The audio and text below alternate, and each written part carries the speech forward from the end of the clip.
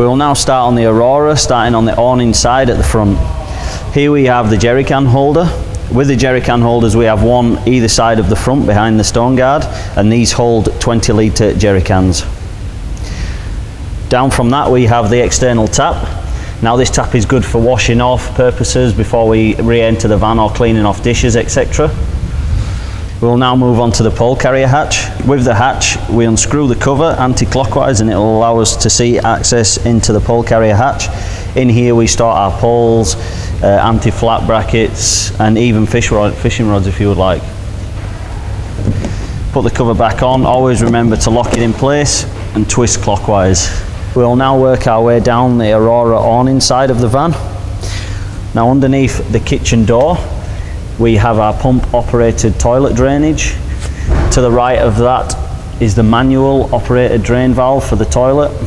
And in the middle we have an extra guest bay in it, which is used for our barbecue slide if a barbecue is fitted.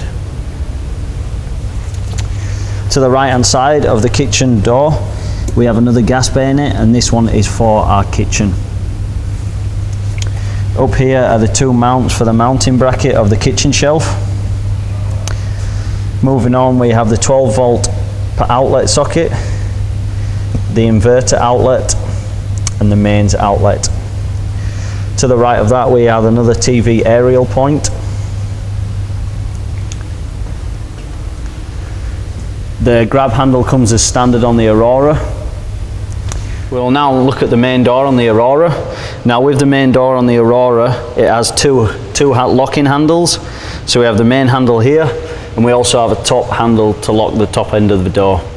So with this we'll turn the top one anti-clockwise and open the main handle, which allows access to the van. A key point to remember is when travelling, always make sure the top lock is locked, otherwise the door is not dust proof. We will now take a look inside the external kitchen area. This kitchen area door has 3 locking tabs on it. If we twist the tabs anti-clockwise, this will release the door. Once the door is down, we have 2 compartments. The first compartment is for a barbecue slide. Now this Weber barbecue does not come with the van. At the back of the slide, we have a storage area. We'll now take a look at the right hand side of the kitchen area on the Aurora. With this, push the clips down. This will release the kitchen, then we can pull it out. It will lock in once it's done. On top we have the shelf mounting bracket, which is held on with 2 bungee loops. We release the bungee loops and this is the bracket. The bracket situates into the 2 mounts on the side of the van. A key thing to remember is before we lift the shelf over, always check the window is closed and the gas hose is connected to the bayonet. It is much easier to do this before the shelf is pulled over than doing it after. With the gas bayonet, it can only go in one way, so you push it in and lock it over by turning it clockwise. Once the kitchen is fully out and locked in place, the mounting bracket is in. We can now lift over the shelf. Always remember to put the gas bayonet in first and make sure the window is in the down position or preferably locked.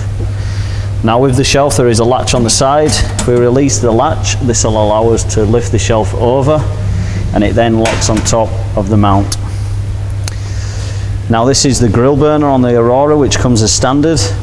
We have a sink with a tap mixer supplying hot and cold water, and then we have the 2 burners, which also has a grill underneath. Also with the Aurora as standard, it comes with storage compartments above the pull-out kitchen. On the right we have a storage drawer, and on the left a storage shelf. We'll now take a look at the rear of the Aurora. Now with the Aurora it comes standard with 2 spare wheels. These wheels are mags, so these are an optional extra. The Aurora comes with steel rims standard. Also with the Aurora you will receive 1 tyre cover with a storage compartment. Now this compartment is good for storing the toilet pipes as they are outside and not inside the van. The second wheel will come with a normal tyre cover which does not have a compartment, so always remember this one is good for the toilet pipes. On the left hand side of the rear of the Aurora, we have an external TV point situated just above the light. We also have an external shower. This shower has a cover on it to keep dust from getting in. With the cover, we lift off the latch at the side, drop the cover down, and we'll see we have a hot and cold tap, and in the middle is where we put the shower rose.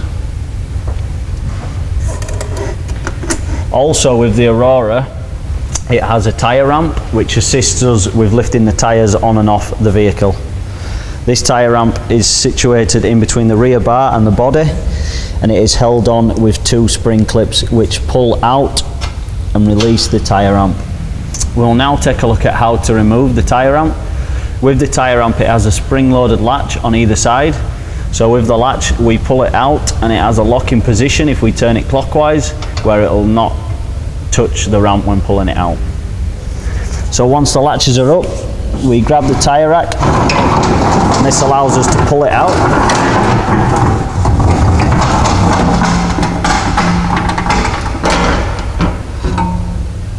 Once out, the tyre ramp, you can see the tyre ramp is cut out, and this cutout situates around the rear bar arm. Now with the rear bar arm, if we loosen off the bolt that holds the spare wheel on, this will allow the ramp to situate onto the arm. So when it is loose, we lift the tyre up, and then the tyre ramp will situate over the arm, and then we can roll the wheel down the ramp. We would just like to point out that on this Aurora, it does have the mag wheels. Now these wheels are an optional extra. As standard, the Aurora comes with steel rims. We'll now take a look at the driver's side of the Aurora, starting from the back. At the back, we have the rear tank filler. This allows us to fill the rear tank to the 140 litre capacity. In the middle, we have a mains power inlet, which can be plugged in for charging the van. Moving on to the front, we have the front filler tank. This allows us to fill the front water tank to the 140 litre capacity. Next to the front tank filler, we have the hot water system cover. So with this cover, we turn the handle anti-clockwise. This allows the cover to drop down. We then can see our hot water vent. Now, a key thing to remember is to operate the hot water system, this vent has got to be off, otherwise the hot water system cannot breathe. The vent will stick into the Velcro on the hot water system cover, so it cannot be lost. And then we gain access to our hot water system vent.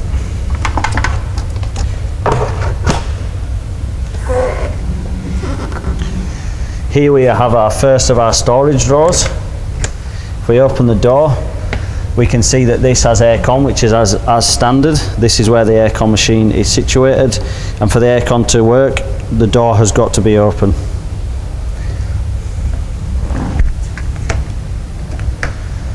Next to that, we have another storage door. In here, this is a compartment which can be used as storage, or in this case is a generator.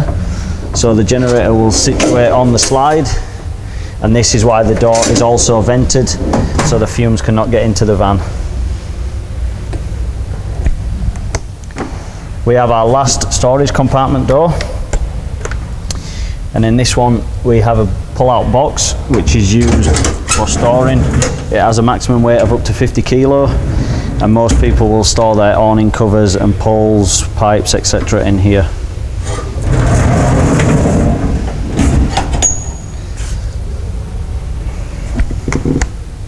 We're now going to take a look at the front of the Aurora, starting with the diesel heater. The diesel heater storage tank is in between the stone guard and the front of the body. Now with this diesel heater tank, it will hold 10 litres of fuel, and on the side we have an indicator which shows how much is in the tank. On the front of the Aurora we have the gas box. This is where our gas bottles are stored. With this box, it has 2 latches on the side. If we unlock both latches, the lift will lid over and we can see our gas bottles. On the front of the Aurora, as standard, we have the firewood rack. Now with the firewood rack, it has 2 clips, one on either side. If we turn the clip anti-clockwise, this will allow us to open the firewood rack up. As we can see, we have 2 lanyards, one on either side. This will stop the firewood rack from dropping down. And here we can store our firewood. We'll now take a look inside the front boot of the Aurora. With this boot, same as a firewood rack, it has 2 clips on it. If we turn these anti-clockwise, it'll allow us to open the lid. The lid will stay open using the 2 spring locks. So inside the boot, on the awning side, we have the macerator pump. We also have the switch which operates the macerator pump here. Inside we have a light. This is the same as the internal light, so it can move to the desired angle. It also has a switch on the side to activate the light. We'll now take a look at the IQ7 disc brake actuator. This will come standard with the Aurora, as the disc brakes are the standard option. Now with the IQ7, on the front it has a brake fluid level indicator. This is here. Above this we have a filler point for if we need to top the brake fluid up. Key thing to remember with the brake fluid is it needs to be changed every 12 months or 40,000 kilometers. Now we're going to take a look at our stabilizer leg. These legs are fitted on all our vans as standard. We have one in each corner of the van to help stabilize the van when setting up. With the leg, we pull the handle towards us and the leg will come down. And to lock the leg in place, we use our leg brace to move the leg down. And once we want to release the leg, we wind it back up. Now some key points with the legs are to remember that maintenance is key, so we need to lubricate the leg very often. And also that the leg is not a jacking point, it is only a stabilizer. The last point to remember with the legs is always check these legs before we move off. Always remember to move the leg up and lock it back in place before travelling. I'm now going to explain how we use the river water access. The river water access system is always connected to the front tank, and that goes for the whole fleet of the AOR trailers. This is how we use the river water access system. First of all, you need to isolate the tank itself so the water doesn't get pumped from the tank. And how we do this is we turn this tap in the off position. The way you know it's in the off position, when the tap is damming the flow of the water, you know it's off. So we turn the tank off, we've isolated it, and then you activate the river water access system by opening up the front tap. We can now connect a pipe, a hose pipe, to the water access system, which will be, the other end will be in the water we're trying to pump from. Once you turn on the tap inside the van or the external sink, the water will automatically pump from the river. Now also, once you've finished, you would do the opposite. So you turn off the river water access system, you open up the tank. Also connected to the tank is an outlet drain. Now if you ever want to empty your tanks, all you've got to do is you open up this tank and the water will drain.